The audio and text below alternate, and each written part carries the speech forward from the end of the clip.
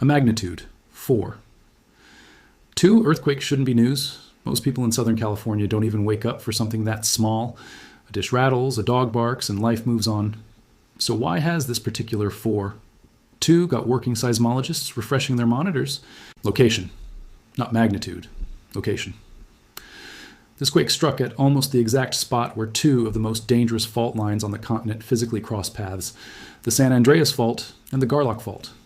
And that crossing point had been mechanically silent at this size for over 2.5 decades. By the end of this video, you'll understand why a small tremor in the mountains north of Los Angeles can matter more than a much bigger one somewhere else, and why the people who study this ground for a living are treating it as a flashing light on the dashboard, not background static. Let's start with the plain facts before we get into why they matter. In mid-July, the ground broke near Fraser Park, a small mountain town sitting in Tejon Pass, the stretch of Interstate 5 known to anyone who's driven it as the Grapevine, where the freeway claws its way up out of the Los Angeles basin toward the Central Valley. The event, magnitude 4, 2, roughly 13 kilometers deep. That depth matters. It puts the rupture squarely inside the upper crust, the zone where California's faults actually do their damage, rather than some deep, harmless slip far below the surface. Shaking was light. People in the mountain communities felt a solid jolt. Down in the valley and out toward the desert, it was a rumble, a swaying lamp, a rattled cup. Nobody was hurt. No structural damage worth reporting, which is exactly why it barely made the news cycle, but plot that epicenter on a fault map, and something jumps out immediately. It sits almost precisely on top of the junction, the point where the San Andreas Fault and the Garlock Fault physically meet. And here's the detail that changes the whole conversation. According to the modern seismic record, going back through the entire 21st century, nothing of this size had ruptured directly at that junction. Not a 4, not even close. This one quake is essentially the standout event of the last 26 years at that specific spot. So the interesting question isn't how big was it, it's why there and why now. To answer that, we need to understand the 2 fault systems that are shaking hands, sometimes literally, at Tejon Pass. Before we go further, it helps to actually picture Tejon Pass because most people who've never been there imagine California earthquakes happening somewhere abstract, out in the desert, far from anything that matters. That's not this. Tejon Pass is one of the busiest mountain crossings in the country. Trucks carrying goods for the entire West Coast climb through it every single hour of every single day. Ranchland and small communities sit tucked into the folds of the hills on either side. It's beautiful, quiet, unremarkable country, right up until you learn what's running underneath it. And that's really the theme of this whole story. The most dangerous ground in California often looks like the least dramatic ground in California. Zoom out to the scale of the whole planet for a second. Earth's outer shell isn't one solid piece. It's broken into enormous plates of rock that drift slowly, driven by heat, churning deep in the planet's interior. California sits almost exactly on the boundary between 2 of them, the Pacific Plate and the North American Plate. These 2 plates aren't colliding head-on, and they're not pulling apart. They're sliding past each other sideways, and the San Andreas Fault is the main crack that marks that boundary. This isn't a temporary condition. It's been grinding along for millions of years and will keep grinding for millions more. Los Angeles is creeping toward San Francisco at a few centimeters a year. Give it enough geologic time and they'll eventually be neighbors. Earthquakes here, then, aren't some kind of malfunction. They're the ordinary, unavoidable rhythm of a plate boundary doing what plate boundaries do. Store strain, then release it, over and over, indefinitely. The only real unknowns are where the next release happens, how big it will be, and whether the people sitting on top of it are ready. Which brings us to the 2 specific faults doing the work at this junction. The San Andreas, roughly 800 miles long, running nearly the length of the state. It's what geologists call a right lateral strike-slip fault. Stand on one side, look across, and the far side has moved to your right. The plates grind past each other at a few centimeters a year, which sounds trivial until you let it compound over a century. The fault doesn't creep smoothly along its whole length, though. Sections of it lock, friction welds the 2 sides together while the plates keep pushing from underneath. Strain builds, rock bends, energy stores up like a drawn bow for decades, sometimes centuries. Eventually the lock fails and everything releases in seconds. That's elastic rebound, and it's the mechanism behind essentially every major earthquake on this fault. A full rupture of the southern San Andreas is capable of a magnitude 8 or larger, the Garlock Fault. Almost nobody outside geology has heard the name, and that's part of the problem. It runs roughly east-west, slicing across Southern California, meeting the San Andreas at this same junction and continuing out toward Death Valley and the eastern Mojave. It's a left lateral strike-slip fault, the mirror image of the San Andreas. Trenching studies, where geologists dig across a fault and read the layers of buried soil like tree rings, show the Garlock has produced enormous ruptures in the past, shifting the ground several meters in a single event. but it hasn't had a major rupture in recorded history. Depending on the segment, its last big event may have been anywhere from 500 to 1,000 years ago. It's capable of a magnitude 7.5 or larger, and it has essentially been winding up in silence for centuries. Now, hold both of those facts in your head simultaneously. A right lateral fault capable of an 8, a left lateral fault capable of a 7.5, both under significant accumulated strain, crossing paths at the exact spot of 4. 2 just went off. It's worth pausing on just how differently these two faults behave, because that contrast is part of what makes the junction so unusual. The San Andreas is the one everyone has heard of. It shows up in disaster movies, in textbooks, in decades of news coverage every time a moderate quake rattles the state. It has a level of public awareness that borders on folklore. The Garlock has none of that. It doesn't have a famous nickname. It doesn't have a Hollywood movie named after it. Most residents of the towns, sitting directly on top of it, couldn't tell you it exists. And yet, in terms of raw hazard, it isn't some minor understudy. It's a fault capable of a rupture that would be catastrophic on its own, sitting quietly, mostly unmonitored in the public imagination, for centuries. That mismatch between actual risk and public awareness is a pattern that shows up again and again in seismology. The faults people fear the most are often not the faults that should worry them the most. Awareness tends to follow fame, not physics. Here's where the geometry gets genuinely important. If you trace the San Andreas on a map, it doesn't run in a clean, straight line through this region. It curves. Geologists call this feature the Big Bend, and bends in a strike-slip fault are exactly where trouble tends to concentrate. Think about the mechanics. Two plates trying to slide past each other in a straight line suddenly hit a curve in the fault. The rock can't glide cleanly anymore. It jams and compresses. This is a restraining bend, and instead of releasing sideways like normal strike-slip motion, the crust gets squeezed and pushed upward. That squeezing is the reason the transverse ranges exist, the unusual east-west mountain chains around Los Angeles that run perpendicular to almost every other mountain range in the state. Every ridge in that landscape is essentially a monument to strain that had nowhere else to go, and strain with nowhere to go doesn't vanish. It accumulates. The Big Bend is one of the most stressed sections of the entire San Andreas system, and it sits directly on top of the Garlock Junction, a locked fault pressing into a bent fault, feeding an entire mountain range, all converging on one point. That point is where the ground just moved. If this junction had been sitting calm for a long stretch of geologic time, alone 4. 2 might genuinely be nothing, but it isn't calm. Something happened 6 years earlier that shoved this whole system measurably closer to the edge. In July of 2019, out near the town of Ridgecrest in the Mojave, the ground tore open. A magnitude 6. 4 foreshock hit on July 4th, strong enough on its own to make national headlines, cracking roads and sparking fires. That turned out to be the warm-up. The very next day, a magnitude 7.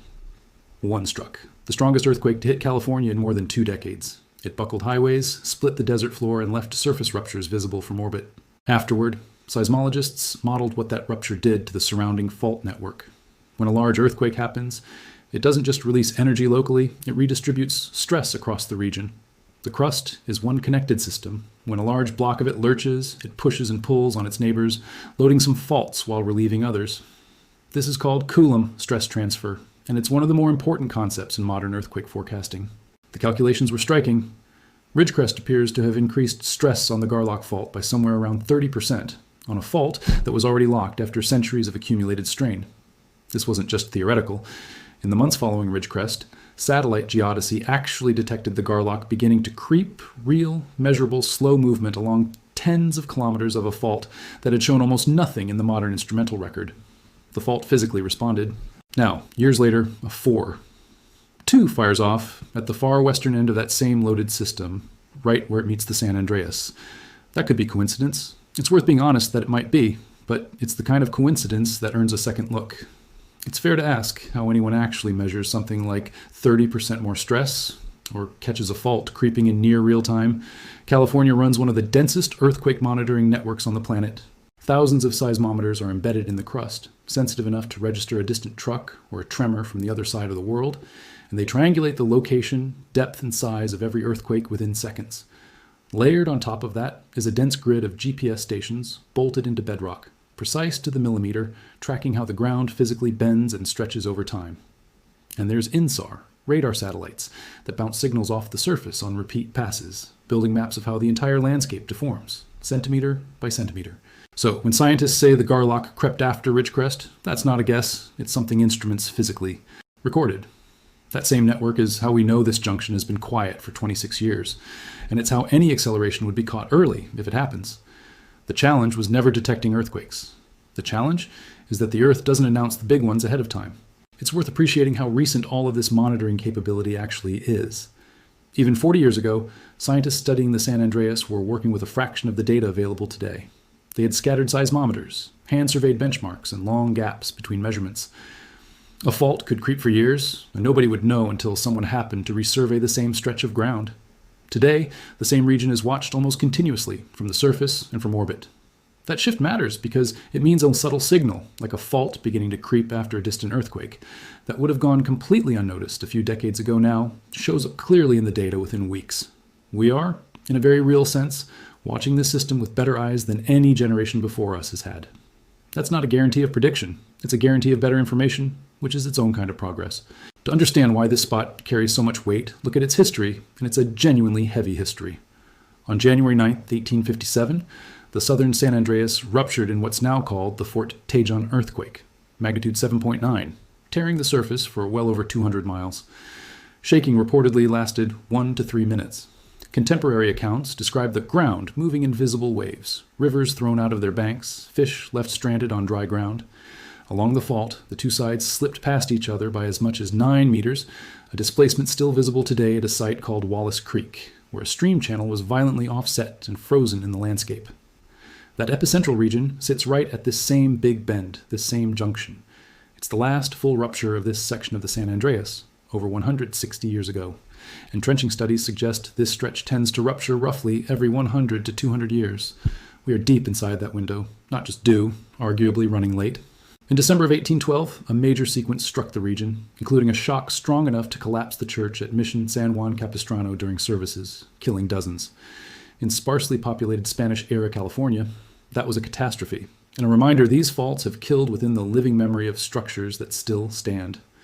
On July 21, 1952, the Kern County earthquake, magnitude 7.5 on the White Wolf Fault, struck just north of the Junction near Tehachapi, one of the largest California earthquakes of the 20th century. It twisted rail lines, cracked tunnels, and killed a dozen people. It didn't rupture exactly on the junction, but it was close enough and tangled up enough in the same fault network to prove this region can still produce a modern-era disaster. There are smaller entries in the same historical ledger too, easy to overlook individually, but worth mentioning together. Numerous moderate earthquakes in the magnitude 5 and 6 range have struck the wider Tehachapi and Antelope Valley region over the past century, each one a reminder that the crust here rarely sits perfectly still for long. None of them individually rewrote the map, but taken as a set, they paint a picture of a landscape that is almost always making small adjustments between its larger, rarer, far more violent releases. Plot all 3 of the major events on a map and something uncomfortable emerges. Fort Tejon to the north and west, the 1812 events toward the coast, Kern County just to the north. They surround the junction almost on every side, like footprints circling a spot nothing has stepped on in a very long time. Here's the part that reaches beyond seismology and into daily life for millions of people who've never set foot near this fault. Tejon Pass isn't just scenery, it's one of the most critical infrastructure choke points in California. Interstate 5, the main artery linking Los Angeles to the rest of the country, crosses the San Andreas here. The California Aqueduct, which carries a large share of Southern California's drinking water south from the north, crosses here too. So do major natural gas pipelines and high-voltage transmission lines. Everything that keeps a region of many millions of people running funnels through this one narrow mountain pass, over the same fault that produced a 7.9 in 1857. A major rupture at this junction wouldn't just shake buildings. It could sever water, fuel, power, and the primary highway corridor simultaneously in the same location. That's not a fringe worry. It's a scenario emergency planners actively model precisely because geography forces every lifeline through the one spot with the worst track record. It's also worth thinking about the timing of a disruption like that, not just the fact of it. Southern California's water system doesn't work like a simple tap that turns back on the moment repairs finish. The aqueduct crossing at the pass relies on specific engineered sections designed to flex somewhat during shaking. But a rupture large enough to offset the ground by meters, the kind that San Andreas has produced before, would likely go beyond what those sections are built to absorb. Repairing a major aqueduct break isn't a matter of days. Heavy equipment has to reach a remote mountain site, often along roads that may themselves be damaged or blocked.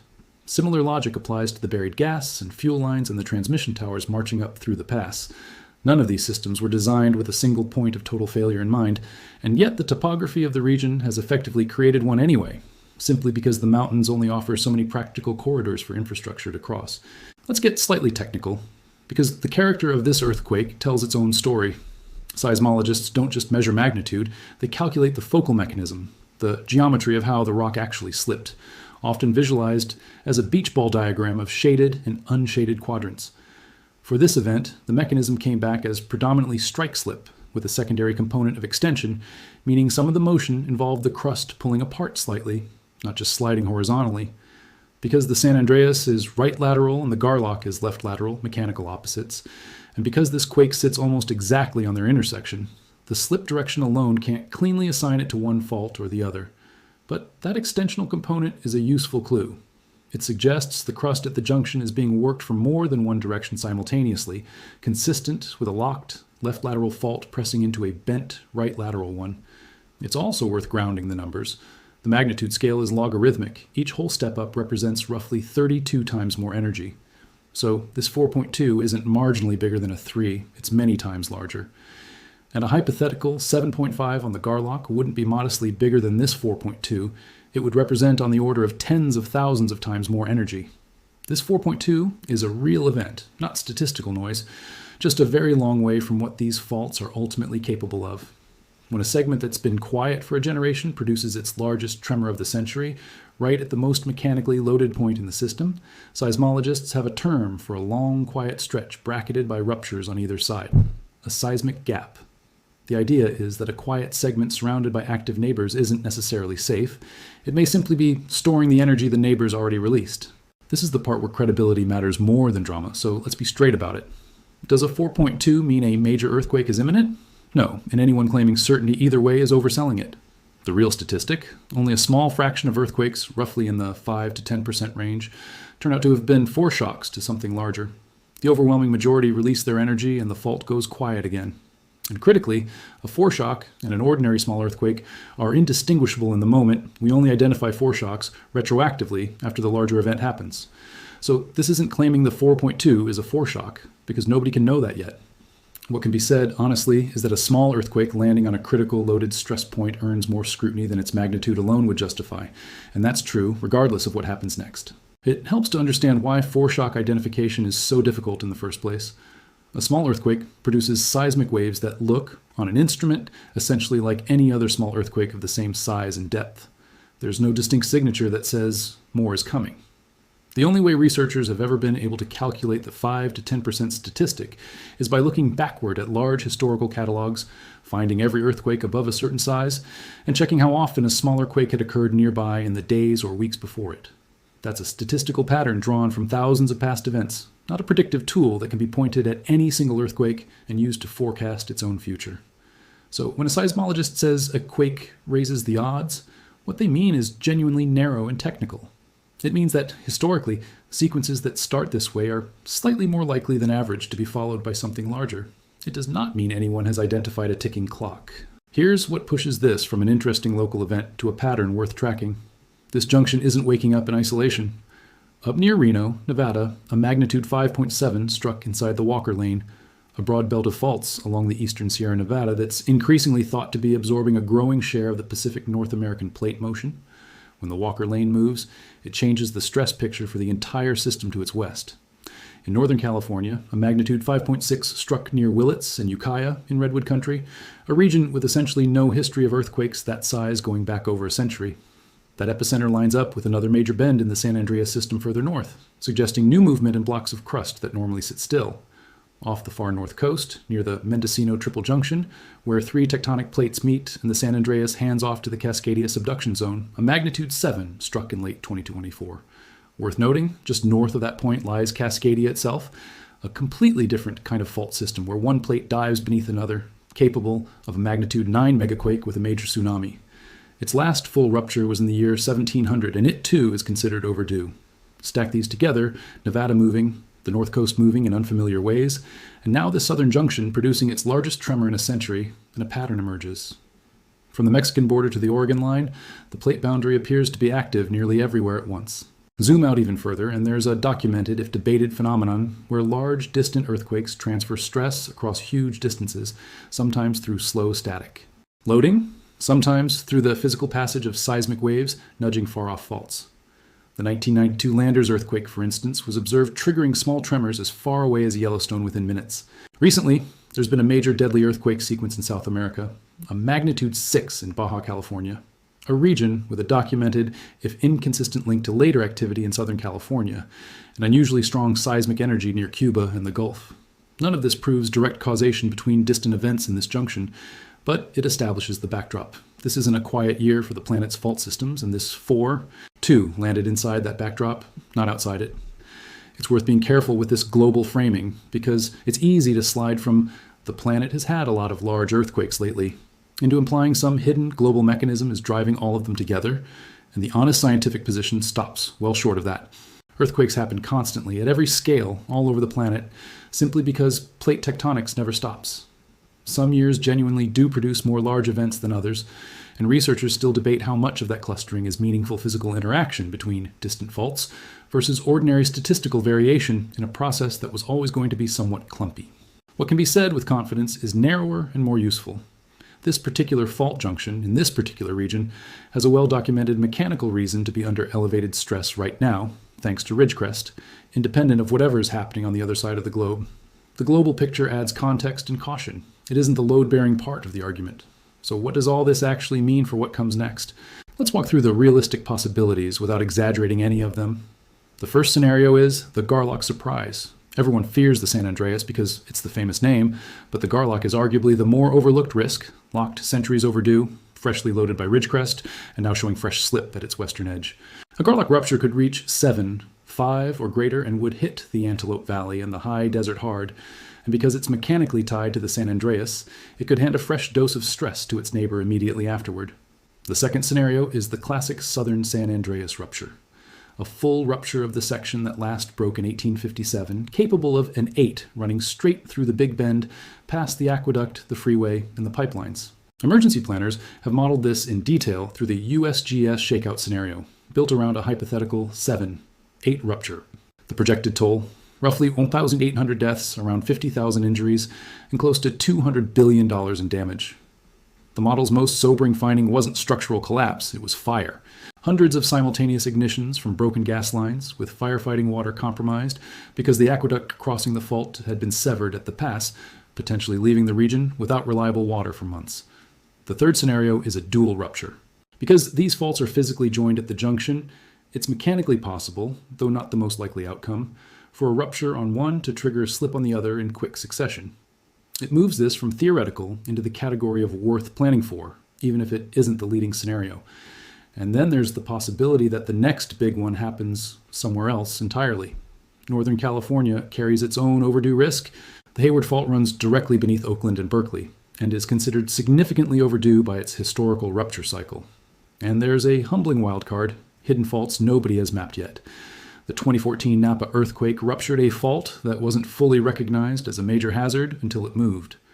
Weighing these scenarios against each other isn't really about picking a favorite. It's about understanding that preparedness in California can't be built around a single expected fault or a single expected magnitude.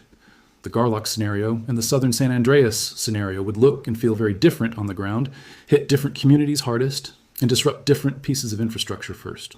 A Bay Area rupture on the Hayward Fault would be an entirely separate disaster in an entirely different part of the state, with its own set of vulnerable freeways, hospitals, and neighborhoods built directly over the trace. What ties all of these scenarios together isn't geography, it's the same underlying lesson. Strain doesn't disappear on its own, and the fault that finally moves is not always the one that gets the headlines beforehand. There is real, practical good news in all of this. California operates an earthquake early warning system called Shake Alert. It works by detecting the faster, weaker initial waves of a rupture and sending a warning ahead of the slower, more destructive shaking that follows. Depending on distance from the epicenter, that can mean anywhere from a few seconds to over a minute of advance notice. Enough time to drop under a table, pull a car to the shoulder, or step back from something heavy. It reaches phones through the built-in wireless alert system or the free MyShake app.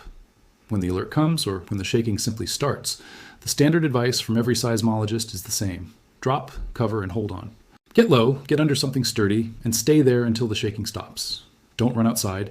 Falling glass and debris near exits and windows is a major source of injury. Practically, that means having a grab-and-go bag ready with water and basic supplies, a way to get information if power and cell service go down together. A hand crank radio is genuinely useful here. A backup power source, knowledge of where your gas shutoff is, furniture anchored to walls, and a family plan for reconnecting if phones don't work. To bring it all together, a magnitude 4. 2 struck near Fraser Park, 13 kilometers deep, almost exactly where the San Andreas and Garlock faults intersect. 2 systems, both arguably overdue, one capable of an 8, the other of a 7.5.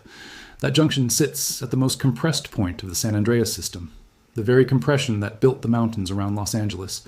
It was loaded further by the 2019 Ridgecrest sequence, which appears to have raised stress on the Garlock by roughly 30% and set it visibly creeping. It's bracketed by historic ruptures, 1857, 1812, 1952, and it's the single choke point carrying water, fuel, power, and the primary highway for a population in the millions.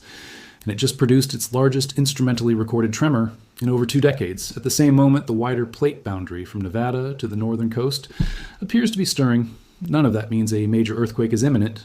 Most small earthquakes stay small. But taken together, it's exactly the kind of signal that deserves a careful look rather than a shrug, and exactly the kind of moment where being prepared costs you almost nothing, and being unprepared could cost a great deal. There's a habit worth building out of all of this, beyond any single earthquake or any single fault. Treat small quakes not as isolated events to shrug off or panic over, but as occasional check-ins on a system that never actually stops working underneath your feet. Most of the time, that check-in will tell you nothing new. The ground will settle, the fault will go quiet, and life continues exactly as before.